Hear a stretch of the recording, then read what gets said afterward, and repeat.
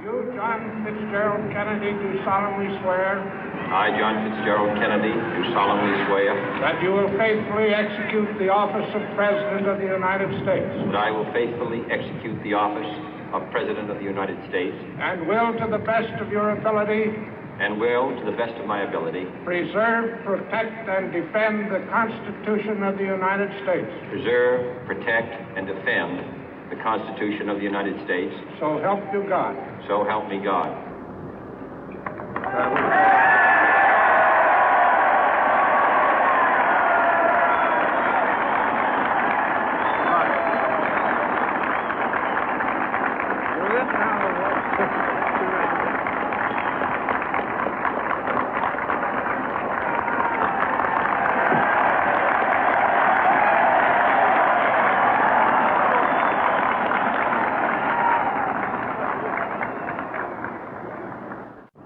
Vice President Johnson, Mr. Speaker, Mr. Chief Justice, President Eisenhower, Vice President Nixon, President Truman, Reverend clergy, fellow citizens. We observe today not a victory of party, but a celebration of freedom, symbolizing an end as well as a beginning, signifying renewal as well as change. For I have sworn before you and Almighty God the same solemn oath our forebears prescribed nearly a century and 3/4 ago. The world is very different now, for man holds in his mortal hands the power to abolish all forms of human poverty and all forms of human life. And yet the same revolutionary beliefs for which our forebears fought are still at issue around the globe. The belief that the rights of man come not from the generosity of the state, but from the hand of God. We dare not forget today that we are the heirs of that first revolution. Let the word go forth from this time and place to friend and foe alike that the torch has been passed to a new generation of Americans born in this century, tempered by war, disciplined by a hard and bitter peace, proud of our ancient heritage, and unwilling to witness or permit the slow undoing of those human rights to which this nation has always been committed and to which we are committed today at home and around the world.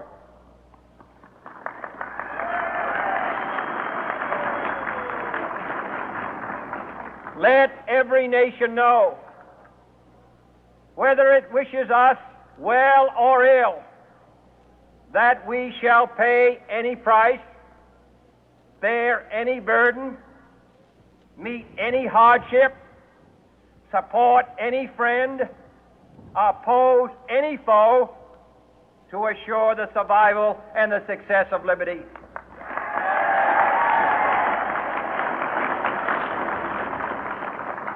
This much we pledge and more. To those old allies whose cultural and spiritual origins we share, we pledge the loyalty of faithful friends. United, there is little we cannot do in a host of cooperative ventures. Divided, there is little we can do, for we dare not meet a powerful challenge at odds and split asunder.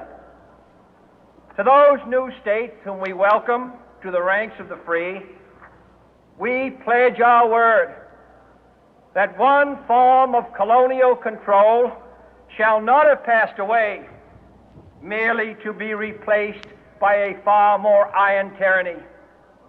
We shall not always expect to find them supporting our view, but we shall always hope to find them strongly supporting their own freedom, and to remember that in the past, those who foolishly sought power by riding the back of the tiger ended up inside.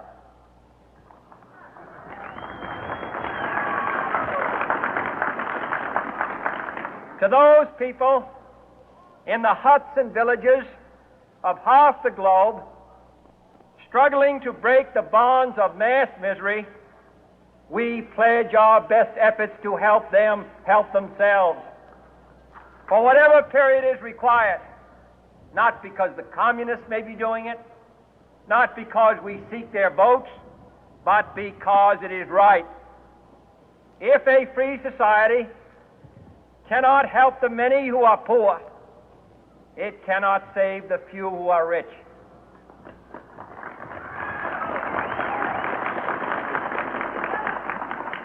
To our sister republics south of our border, we offer a special pledge to convert our good words into good deeds, in a new alliance for progress, to assist free men and free governments in casting off the chains of poverty. But this peaceful revolution of hope cannot become the prey of hostile powers. Let all our neighbors know that we shall join with them to oppose aggression or subversion anywhere in the Americas. And let every other power know that this hemisphere intends to remain the master of its own house.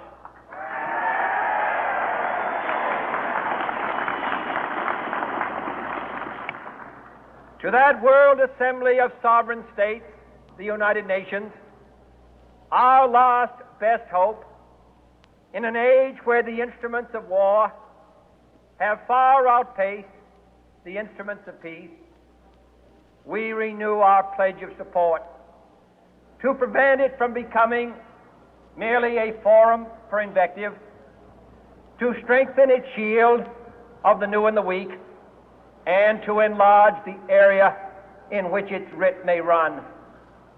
Finally, to those nations who would make themselves our adversary, we offer not a pledge, but a request that both sides begin anew the quest for peace. Before the dark powers of destruction, unleashed by science, engulf all humanity in planned or accidental self-destruction, we dare not tempt them with weakness, for only when our arms are sufficient beyond doubt can we be certain beyond doubt that they will never be employed. But neither can two great and powerful groups of nations take comfort from our present course, both sides overburdened by the cost of modern weapons, both rightly alarmed by the steady spread of the deadly atom, yet both racing to alter that uncertain balance of terror that stays the hand of mankind's final war. So let us begin anew, remembering on both sides that civility is not a sign of weakness, and sincerity is always subject to proof. Let us never negotiate out of fear, but let us never fear to negotiate.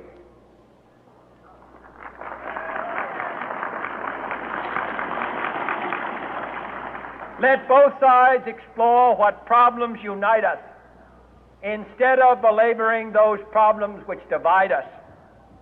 Let both sides, for the first time, formulate serious and precise proposals for the inspection and control of arms, and bring the absolute power to destroy other nations under the absolute control of all nations.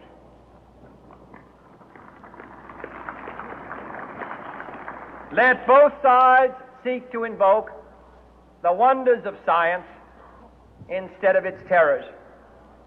Together, let us explore the stars, conquer the deserts, eradicate disease, tap the ocean depth, and encourage the arts and commerce. Let both sides unite to heed in all corners of the earth the command of Isaiah to undo the heavy burden and let the oppressed go free. And if a beachhead of cooperation may push back the jungle of suspicion, let both sides join in creating a new endeavor, not a new balance of power, but a new world of law, where the strong are just and the weak secure and the peace preserved. All this will not be finished in the first 100 days, nor will it be finished in the first 1,000 days, nor in the life of this administration, nor even perhaps in our lifetime on this planet. But let us begin.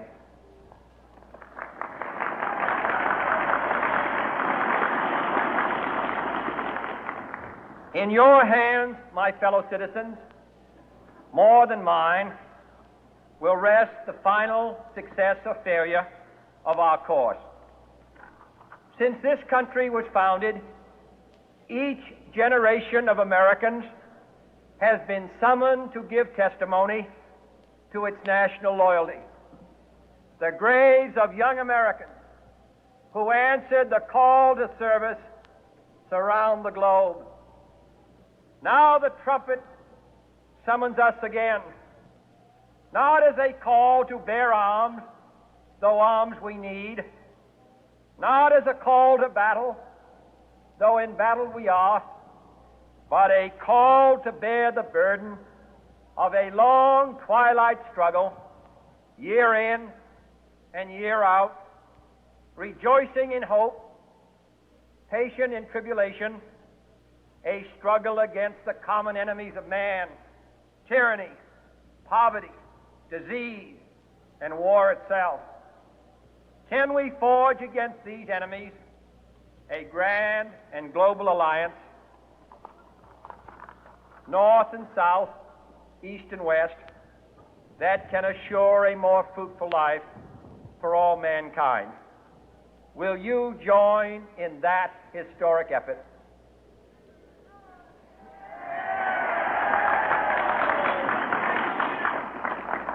In the long history of the world, only a few generations have been granted the role